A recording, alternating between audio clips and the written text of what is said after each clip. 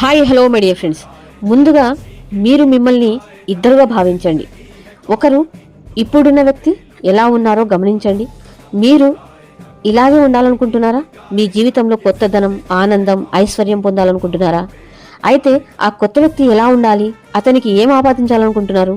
గొప్పగా, ఉన్నతగా, పెద్ద బంగళా, కార్లు, పని మనుషులు, ఎంత ఖర్చు పెట్టాలనుకున్న తరగనంత డబ్బు, పరపతి, ఒక ఉన్నత స్థాయి, అందరూ మీ వైపు చూసేలా మీరు మీ జీవితాన్ని కోరుకుంటున్నారా?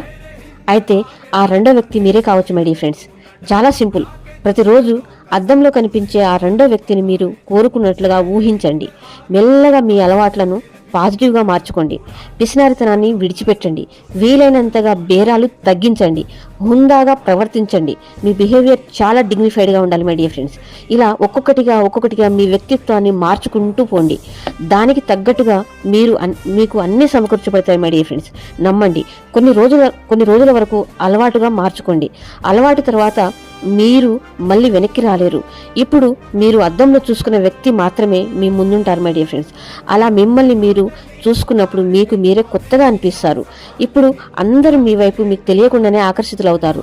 ఇలా కూడా మీరు ధనవంతులు కావచ్చు. చాలా సింపుల్ మై డియర్ ఫ్రెండ్స్. ధనవంతులు కావడానికి మీరు ధనవంతులకే పుట్టనవసరం లేదు. కేవలం మీరు ధనపరమైన ఆలోచనలు, పాజిటివ్ ఆలోచనలు నింపుతున్న కొద్ది నెగిటివ్ ఆలోచనలు దూరం పోతాయి మై డియర్ ఫ్రెండ్స్. అంటే బాధ, రోగం, కోపం, అసహ్యం ఇవన్నీ ఒక్కొక్కటి దూరం అవుతూ ఉంటాయి.